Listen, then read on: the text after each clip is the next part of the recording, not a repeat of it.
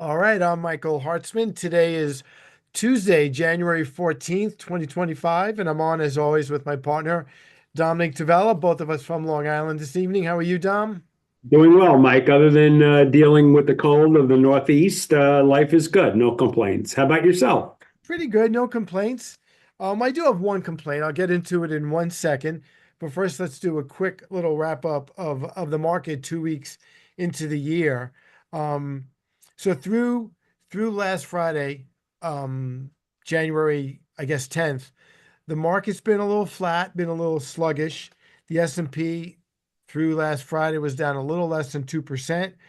The Dow was also down a little less than 2%, and the Nasdaq was down a little bit more than 2%, 2.34. So it's clear to say, Dom, that the market has gotten off not terrible, not great. It's just kind of meandering around.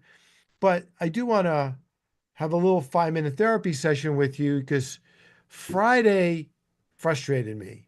Because Friday was one of those days in the market, Dom, where we get good jobs numbers, whether you believe them or not. The unemployment rate went down, jobs were created, we got good job numbers, and the stock market goes down on bad news.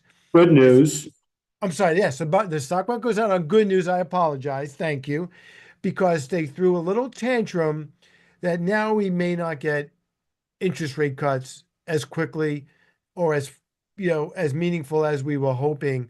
And it just to me, Dom, when you try to manage money and you see a positive headline and then the market goes down 300 points, yeah, I understand intellectually why that happened, but it's just frustrating, trying to explain that to clients and trying to make investment decisions when you have to deal with a headline that's completely contradictory to the reality.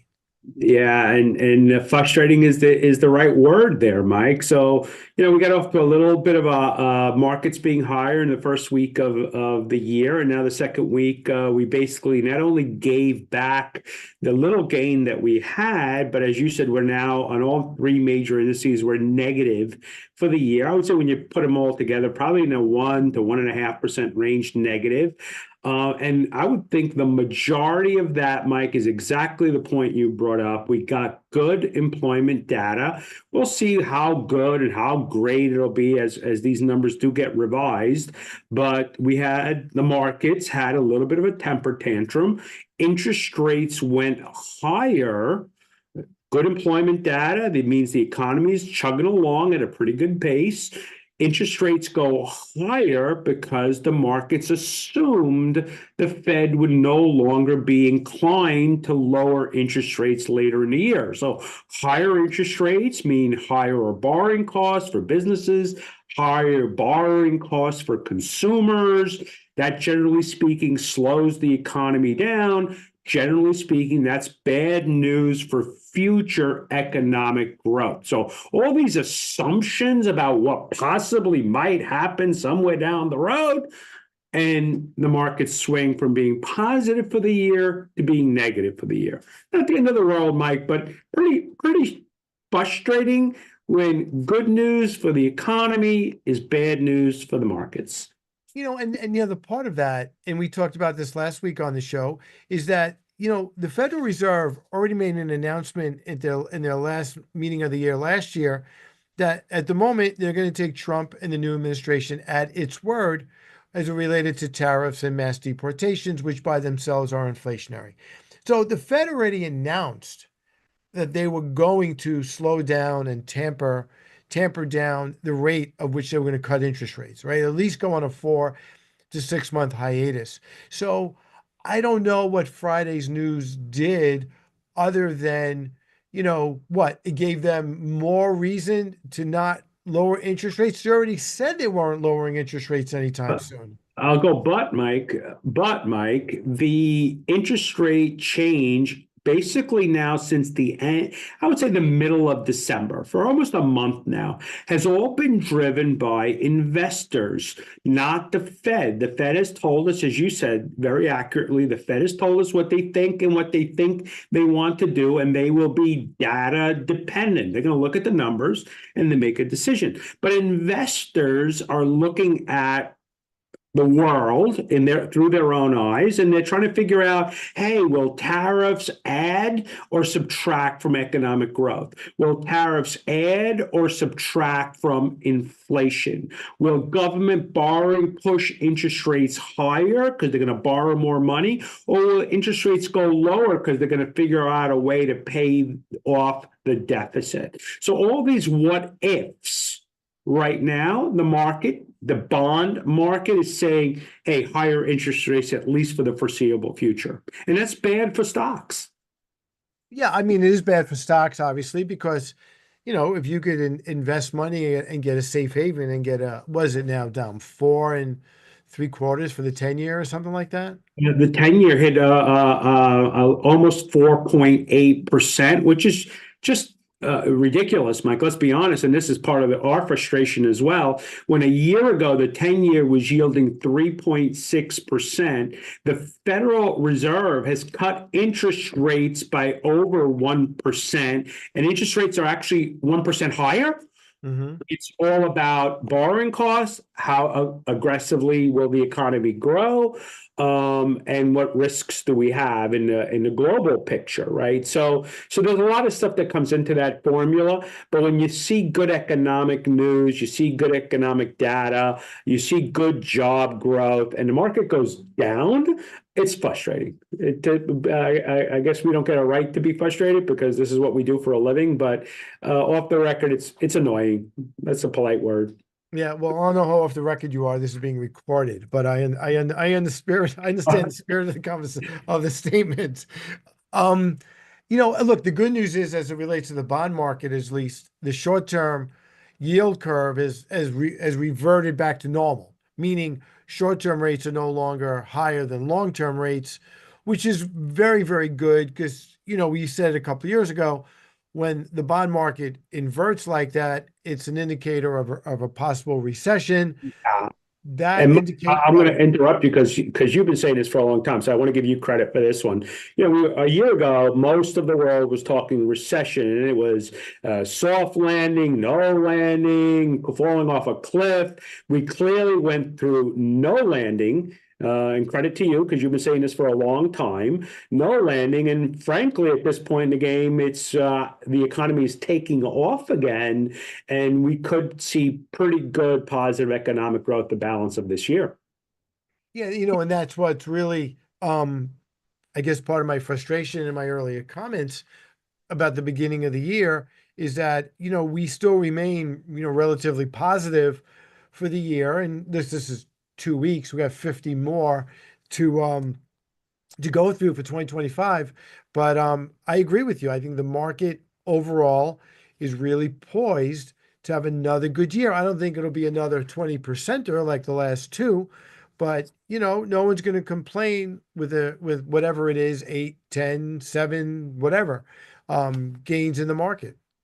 And so let's look at the glass half full. That jobs number that we got, and again, they do get revised, and I'm not going to get too excited that it was, considered a very good number, right, Mike? So I'm not going to get too excited by that. But job creation, real jobs means real income, real paychecks, and that leads directly into consumer spending, consumer support. 60-70% of the economy is consumer spending. So if people have real jobs, real income, real paychecks, they're going to spend that money. And that means that's very, very supportive economic growth going forward. And our guest tonight is Scott Possessor, who is a friend of ours for years and years and years. He hosted a radio show called Jobline, both on TV and, as I said, on radio. He's a prominent executive recruiter on Long Island, and he raised an interesting point before we went live. Is yes, the job number was robust, but what kind of jobs, right? And we're going to get into that with Scott. And I have to give Larissa Meyerhoff credit, our booker. She I don't know if she knew or didn't know that the jobs report was going to come out on Friday and it would be somewhat controversial, but she got us a guest tonight who's an expert on all things jobs. So good for her. And good for us. Um, Good for us. And, we often, and we bring this up all the time, Mike, and I think we got a big one conference next week with one of the major firms on Wall Street. We won't mention them right now, but a major firm, and we'll be sitting in their offices and hearing their economic outlook.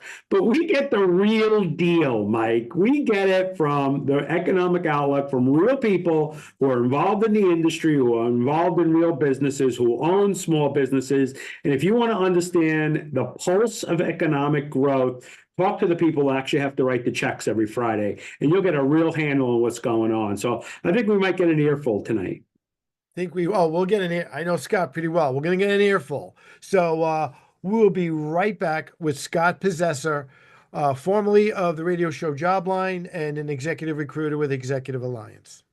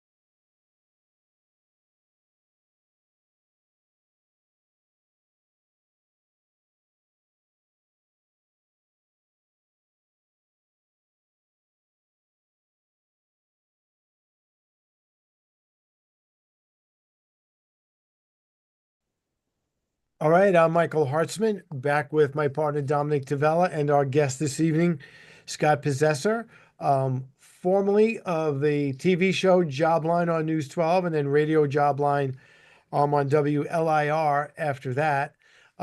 Scott, you only spent about 50 years in the executive recruiting space and made jobs your life. So I think we got the right guy to help us break down this jobs report on Saturday. I'm sorry, on Friday. And what was your take when you saw that number? Because you're in the trenches. You're trying to help people get employed and you're trying to help companies staff their companies. Well, I've gotten a little skeptical, Michael, about these numbers because if you go back at the last three consecutive quarters, they've revised the job numbers down and sometimes significantly. Once they make these announcements. So it says 237,000 jobs were created, but I'm just not sure I believe that anymore. I'm in a business that is directly impacted by the amount of hiring in this country. And I can see that our business is still off. So and it's not just our business, it's the entire executive search industry. Speak to some job hunters, and they'll tell you that unless you're in healthcare or in one of the growing fields in this country, and there aren't too many, it's like three, that are in great shape.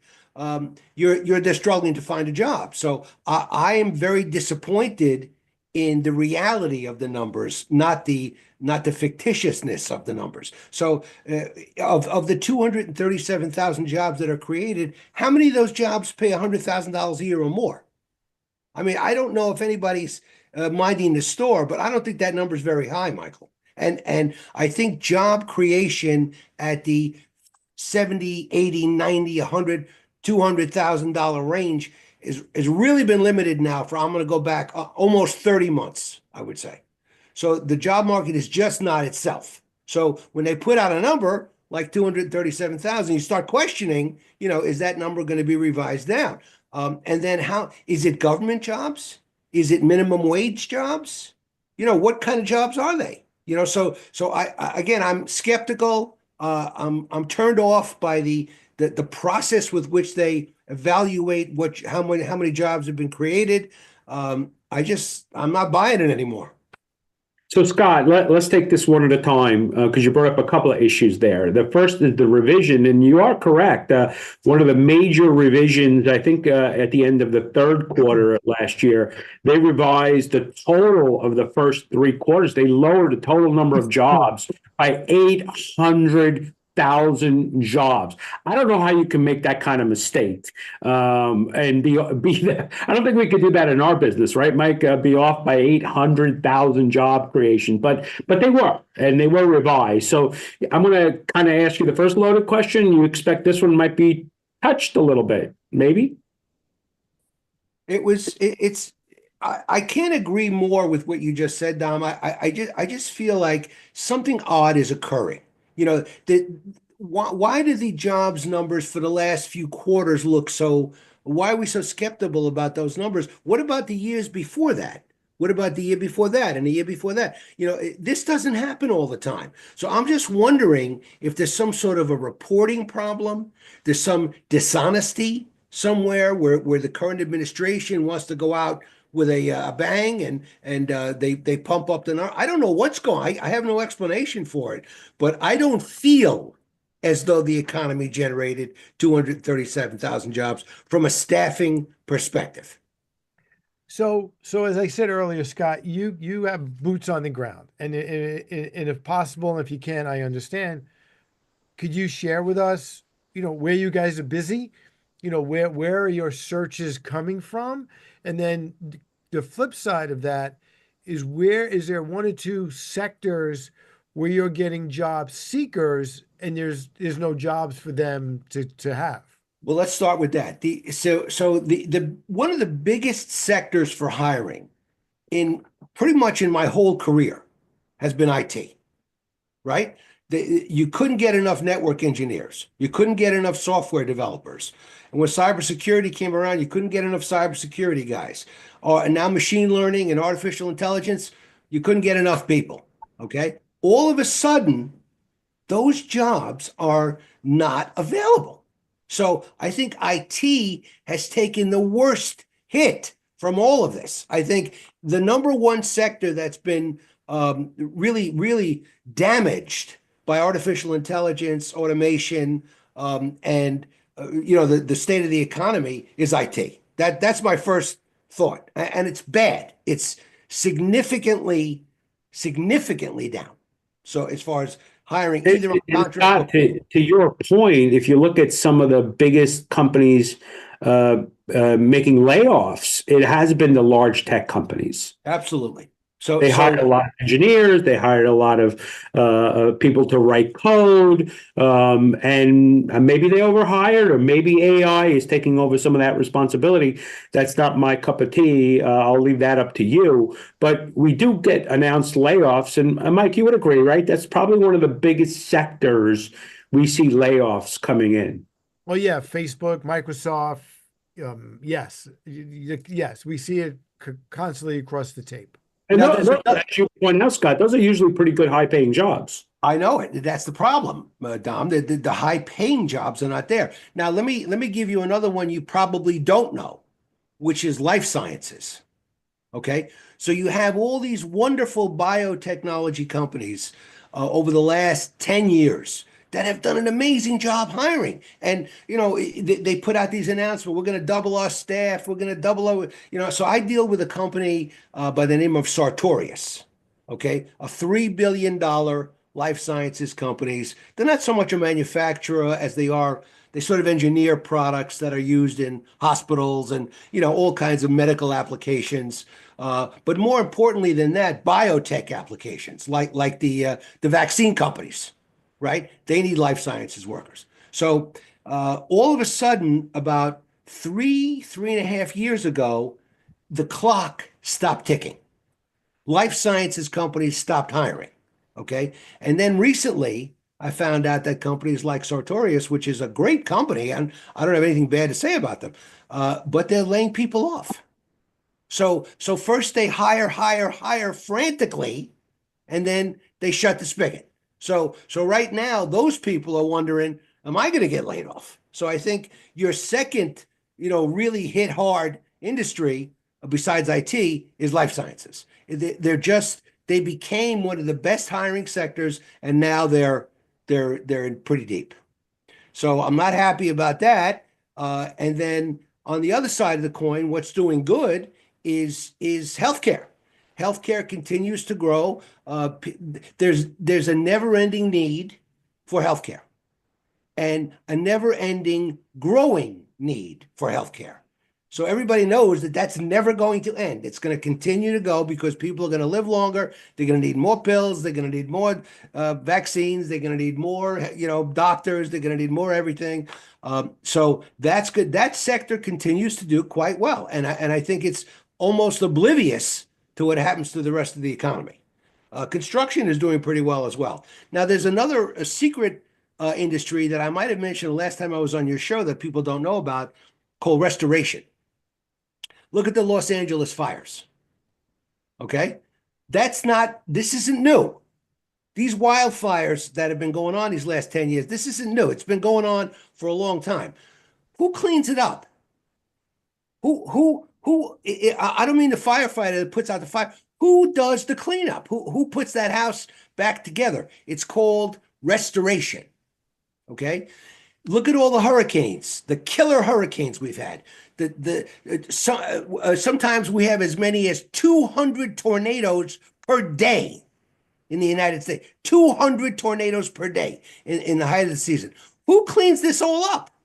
So there's this industry that is positively impacted by climate change called restoration. And you see them all the time. I never even heard of the restoration industry until about 7 or 8 years ago. And then as soon as I started working within the industry, I looked around and I keep seeing these trucks now, blankety restoration, call us, we're hiring, So they are hiring. They're looking for project managers. They're looking for salespeople. They're looking for administrators, the same type of people you'd find at any other company.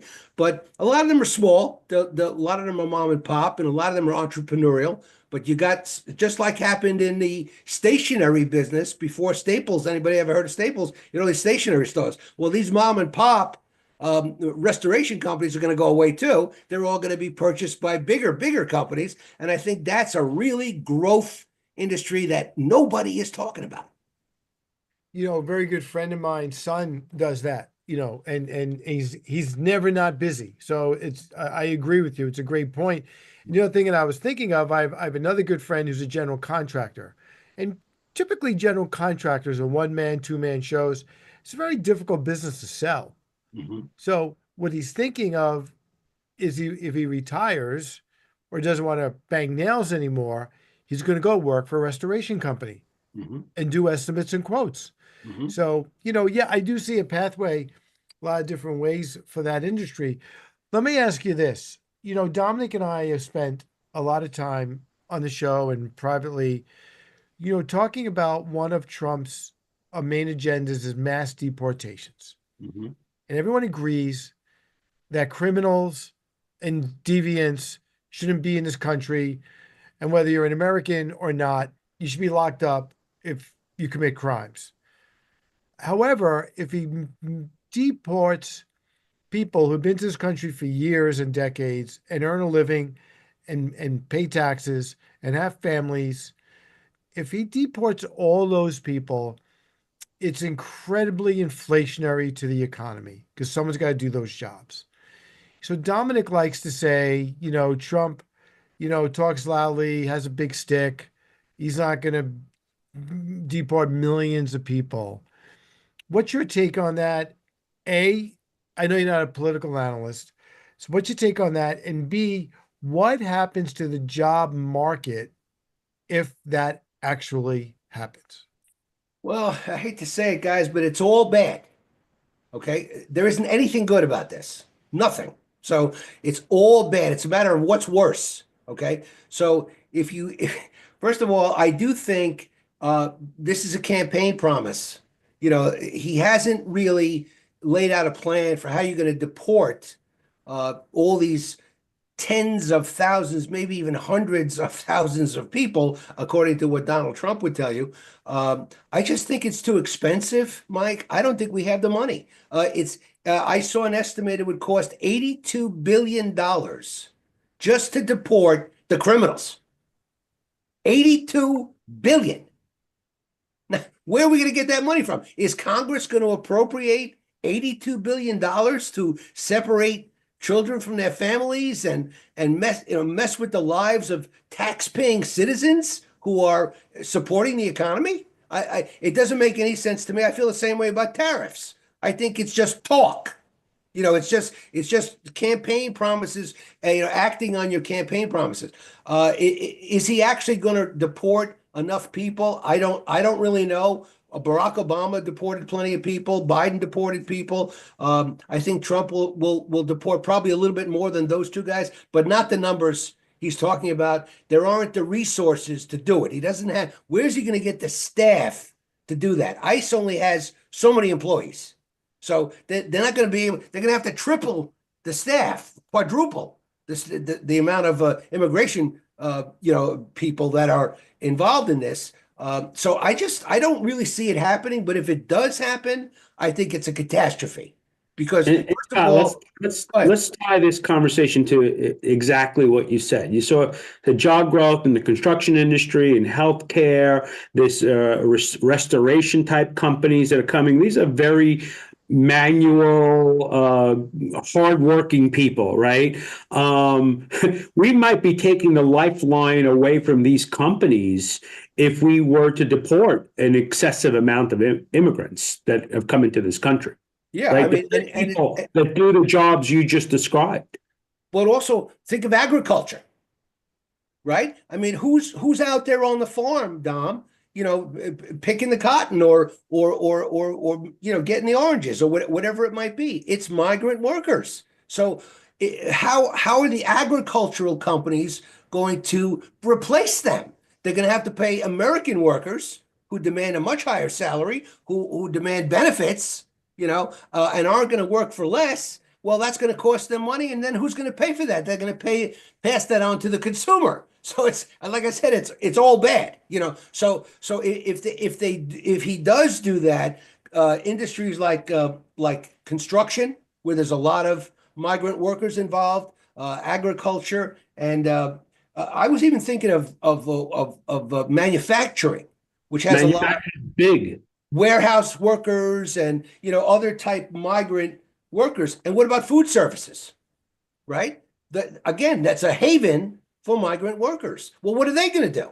They're going to have to pay people more money and give them better benefits to get American workers to do those jobs. And I don't even think American workers want to do those jobs. But nor do we have the people to actually do it, Scott. It's not even just, they're going to have to pay higher wages. I don't think we have the people in this country to actually do those jobs. I mean, the total number of human beings. I don't think we have as many able, willing people to do those jobs. You're not getting any pushback from me, Dom. I agree completely. I'm concerned about where these people are going to come from.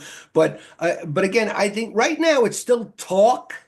So let's see what happens. Let's see how it plays out. But I think this is a really bad thing. You talk about how the stock market overreacts. You guys did a pretty good job there in the open about how the stock market reacts to good news. Um, I think this kind of news is going to be a lot worse for the stock market, for everybody, for everybody involved in the financial system. This is a bad scene. If we start deporting thousands and thousands of migrant workers, they can't be replaced in terms of population because, like you said, there may not be enough people, but it's gonna get passed on to the consumer. The consumer is gonna have to pay more. Like if you're paying so much and so much for milk, you're gonna have to pay more. And we already have, an inflationary, teetering on inflationary economy. So, I just don't like it. There's nothing good about it. I don't see the advantage of it. Other than keeping a campaign promise. And look, and I do agree with you with a razor thin margin in Congress. And I still think enough moderate Republicans that they're not going to get the support to do the things they want to do in mass, right? And again, we all agree, no one wants to defend or keep criminals here, but to eliminate all those people, which is why Dominic and I kept saying doing that would be phenomenally inflationary, you know. So why don't we do this? We're about a minute out from a break. So rather than asking you a new topic or a new question, why don't we take a break now? But what I do want to ask you, Scott, we touched about it on the last time we were on the show, the new way people seek out jobs now, LinkedIn, social networking. So, why don't we try to switch gears here and try to give some advice to job seekers and new job seekers who are leaving college and what your pearls of wisdom would be as they enter the job force. Happy to do it. We'll be right back with Scott Possessor.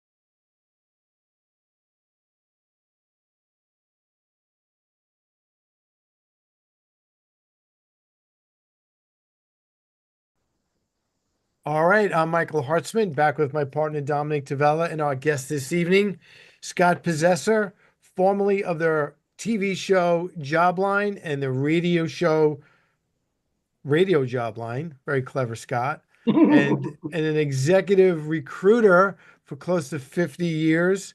So, Scott, you've seen, look, you and I were kindred spirits from the moment we met, because I had your job. I was an executive recruiter on Wall Street. Mhm. I only lasted 10 years. So I was a rookie. I couldn't I couldn't do it for 50. So God bless you. Mhm. So you've seen the job market change dramatically over the years, you know, LinkedIn, social networking.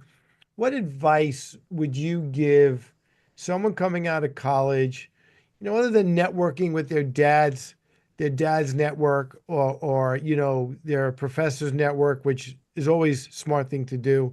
What advice would you give for the young graduate who doesn't have that network? How would you recommend they get started and get their foot in the door? Well, I think, Michael, there's no excuse for not having a network. It doesn't matter what your age is. I don't care if you're 17. You need a network of people. And let me give you a very harsh fact. Of all the people in America that find jobs, 75% of them, and this is going on for 40 years that I know of, 75% of them find a job through someone they know. Well, to your point, I'll let you finish your point. 100% of mine and Dom's employees are people we knew from some. Yeah, It's all they were network. recommended to us. We got a phone call from somebody, we got a resume from somebody who knew somebody, but we found these people and I consider us both very fortunate, right, Mike? We have some really good high quality staff. But we were able to get them because good high quality people recommended them to us. Yes. And so that was the point I was going to get to, Dom, is that no matter how many boards they put up, Career Builder, Zip Recruiter, I mean, you could if you did a Google search for job board, you get over 1 million citations. 1 million, okay? But no matter how many they put up, it doesn't make any difference. 75% of all people find a job through someone that they know. So what good is the job board? It's no different than, if you remember 30 years ago, we used to post jobs in the classified section of Newsday, right? And you go through an advertising recruitment firm or directly to Newsday, and they would make you up a pretty little post, and it was all print. There was no digital. It's before the internet. But the statistics have not changed. So despite how the companies go about their classified postings, whether they be digital or print or LinkedIn or not, 75% of all people find a job. So this is just a harsh fact. You just have to deal with it. You can't just keep answering classified ads and expect to get jobs. I put a post up 2 weeks ago for a director of sales and marketing for an aerospace company. I got 63 resumes. Not one person was viable, and not one person was from the aerospace industry, which is what the company wanted and what I clearly stated in the post. So it's a loser's game for the company to advertise that way, and it's a loser's game for the candidate to find a job that way. So even if you feel you must answer a post, you still have to network. There's no such thing as answering a post because you're dropping your resume in a black hole. Nobody's going to get back to you. Okay, you're done, right? Just you're moving on to another one. My suggestion would be to always use LinkedIn as a networking tool, even when you've answered a post. So let's say you answer a post for Lebenthal and they're looking for an administrative assistant. Okay. So yes, you answer the post just like anybody else would, but then you go on LinkedIn and you type in Lebenthal and you click people, and up will come everybody that currently works at Lebenthal that has a LinkedIn profile and everybody that ever worked at Lebenthal. And you get one nice concise list. And all you have to do is connect with those people. Connect with 100 people who worked at Lebenthal. And somebody's going to connect back. I would say about 12, 15% of the time we do get a connection. Okay. So now I've got, of the 100 people, I got 10 people who replied that are now my connections.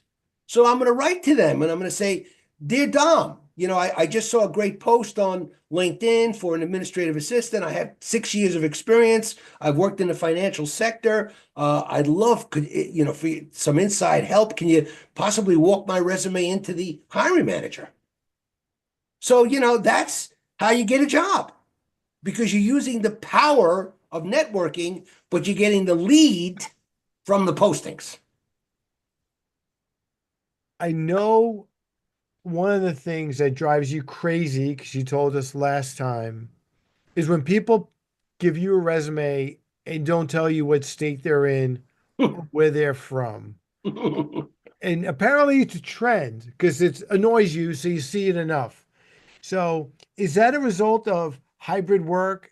What's that a result of? Who's giving these young people or all people that advice? Well, that all started with COVID. That all started with COVID. So you got to go back to 2021, 20, and people stopped putting an address on their resume because, they said, well, if I don't put an address, then it's assumed that I'm looking for a remote job, which it's not. The people don't make assumptions like that. So, but more importantly, people started to, oh, well, I don't want to put my address on a resume because then they know where I live. And every person that's ever said that to me, I say, let me ask you something. How long do you think it would take me to get your address? So the guy goes, I don't know. So I type in the name of the person, address, the word address. Boom, comes up. A millisecond. So you're not saving anything. You're not fooling anybody. You're not tricking someone by not putting your address on the resume. All you're doing is making yourself a non-viable candidate. You saw all the RTOs, all the return RTW, all the return to work press that's come out lately. The big companies, a big financial company, Jamie Dimon, had a big announcement today. He wants everybody back to work by March, 5 days a week, full time. There's going to be an upheaval about all of this because a lot of people really like working remotely and are very productive. But I just think that not putting an address on the resume. If I'm a recruiter, Mike, you were a recruiter. So if you get you get a resume from a candidate for a job that you're working on in Pittsburgh, and you don't know where the candidate lives, do you call them? No. I let them go. Yeah. So that's it. So you're losing out. So there's virtually no advantage.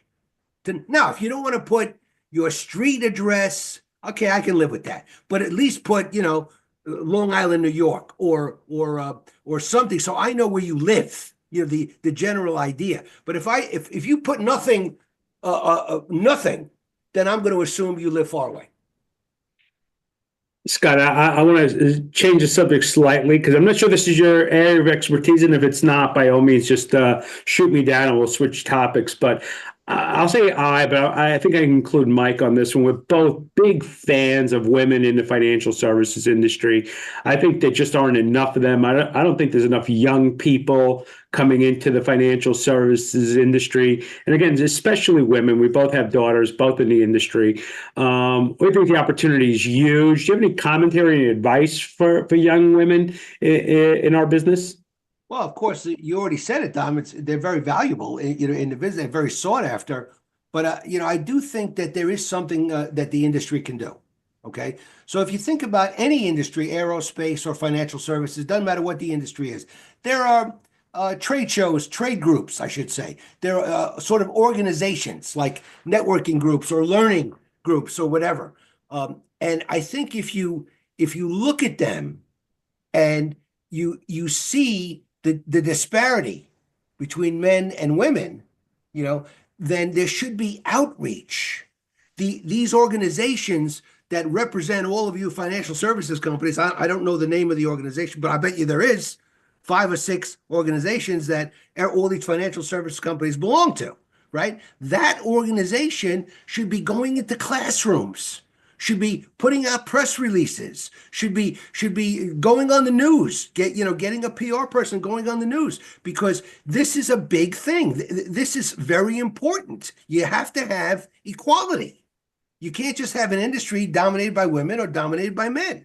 That's what you're seeing now. Male nurses are going into the field because that field was dominated by women. So it's the same thing on both sides. But I believe the organizations that you're paying membership fees to is the organization that should be doing the outreach to the local colleges, to the local businesses, to the local other business networking organizations, and partnering with them and getting the word out there and saying, we need women in this business. Thank you. That was a good job. And yeah, and Dom and I both have our daughters in the business, and really young people in general, Scott, they find our side of the business boring, to be perfectly honest with you, right? I talk to young people who want to get in my business. They want to be in private equity. They want to be investment banking. They want to make $2 million before they're 30 years old. And I try to explain to them, in our side of the business, there's this enormous transfer of wealth that's going to happen, and the opportunities are plentiful for a young financial advisor. And I am a CFP, and I have to give the CFP organization credit. They always have these mentor programs, always talking about the young CFPs that are coming into the business. Just I want to circle back to what you said about Jamie Dimon. Jamie Dimon, very early on, was on the record. He hated hybrid work. He hated Zoom calls. I remember once on a Zoom call, I heard him say, "If I do one more Zoom call, I want to kill myself," or something to that effect. Mhm. He's building a palace on Park Avenue and Grand Central Station. So it Mhm. doesn't surprise me at all that he's bringing people back. What I do see the tide changing, but I do also think, Scott, that hybrid work is here to stay in some shape, way, or form. Mhm. Would you agree with that? Yes, sir. And I think it's remote work that's going to get shorted, not hybrid work. I What's think, the difference? well, remote work there is no hybrid. You're working remotely. Okay, But if I have to go to the office 2 days a week or 3 days a week, that's hybrid. gotcha. Okay. And yes, hybrid solves a lot of the issues of people working remotely. You have an appearance, you're clocking in, you're seeing your boss's face, you're interacting with your fellow employees. There's a lot of advantages, to going to work, but I just don't think people want it. If you can be productive, if you're a producer, Mike, and you're making say $1 million in revenue for your company, what difference does it make if you're doing it from home, if you're doing it at the office, as long as your numbers don't go down? So I think things like salespeople, right, are going to continue to be hybrid where they can, because as it is, they have to go out and sell anyway. They're not even in the office a good portion of the time. So if you take it industry by industry, let's say you're an engineer. Now that's a little harder to be a hybrid worker because it's a touchy feely, you're building things, you're structuring things, you're working with a team, you're working with cross-functional teams. So it's more difficult if you're an engineer. And then you have things like a doctor. Okay, so obviously a doctor, they can do telehealth, but they can't really practice medicine unless they can see you and check your blood pressure and so on and so on. So there's varying levels of how much hybridness is going to be possible. Okay. But I do think it's here to stay. I just don't think people are going to give it up. Hey, Scott, I don't mean to put you on the spot, but I think Mike You're hinted. trying hard, Dom. I see that you're trying hard. I think Mike hinted at it. We're hearing all the time that young people have this kind of almost fantasy about what the workplace environment compensation should be. I don't know. I'm going to go. They probably said it when we were their age. But do you get a sense of young people, having a realistic idea of what compensation and work environment and long hours and all that other good stuff? Are you getting a sense of that's really changed, or is just kind of older people like me having an opinion about younger people in today's world? Those younger people to which you refer are soon going to be older people, and then they'll be fine. but right now they're blind, right? They're traveling, they're blind, deaf, and dumb. They don't know anything. They haven't done any homework. They don't know any research. They don't. Scott, why don't you just tell us how you really feel? Because I don't want you to hold back now, right? Just lay it out there. Don't worry about it. They don't use a telephone, Dom. They don't use a telephone. Would you please call this person? Oh, I'm sorry, I don't make calls. I swear, this is what you're going to hear. So, I mean, there are people that don't use a telephone. So texting and email is only so valuable. We still need to be on the telephone. We still need to meet with people, and they don't want to do it. I don't know where they're getting this. I'm sure if I was a TikTok user, I would be seeing many videos, about this subject, and how much better it is to not use a telephone and not be an adult, But what you're describing is a child who knows nothing, and I feel sorry for them because just like I did, you have to feel your way through, Dom. Until we start offering career transformation or career transition or career planning in the school system for credit. Until we do that, this whole mystery is going to continue. So I know Dom's been trying to put you on the spot. I'm going to try to put you on the spot. I'm gonna tie the two comments you made about the $1 million producer and the inexperienced guy who's wet behind his ears. You said, why does $1 million producer need to come to work? If I'm the business owner, that's why that $1 million producer needs to come to work. Because if I own that business and I need to perpetuate success, who's training these young people?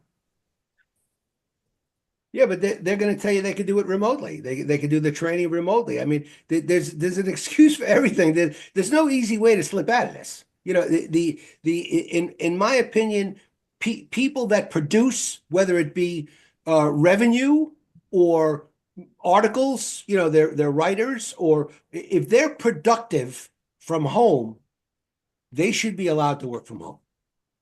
If a worker starts fading out or suddenly is disengaged or their productivity is down, then they do not deserve a hybrid job. They should be in the office every day. Don, we got about 2-3 minutes. I'm going to give you the last shot at Scott. Just do your best, Tom. No, I actually was going to give you a little bit of a pat on the back on your commentary because, look, we both myself and Mike know people that they go, I'm literally wasting time, company time, taking 2 hours to commute into the city in the morning and 2 hours to commute home. I can take those 4 hours, and they legitimately put those hours in and work and are productive for the company. And then we know, we always hear about the stories about who had the mouse jiggler, so it looked like they were active, but they really weren't, right? They were taking a nap. So I think it should be much more employee specific and give them room. And if they hang themselves, and they do, right, they lose their job. But I do agree with you, Scott, that we should have some, as employers, we should have some flexibility in terms of determining who can or should work. And I do believe remote completely is not a good answer, but hybrid can be a very good answer. And I think it has been. And I think people are okay with it, but some people, when they make a policy like Elon Musk, says, okay, well, I want everybody back to work. That's not a data-driven decision. That's an emotional decision. He just decided people have it too easy. To me, I would resent that if it was me. If I'm productive without going to the office, I would resent that kind of emotional thinking. Like you've had it too easy. You got a party, you got a pass from COVID. No, I don't have a pass. I'm working just as hard.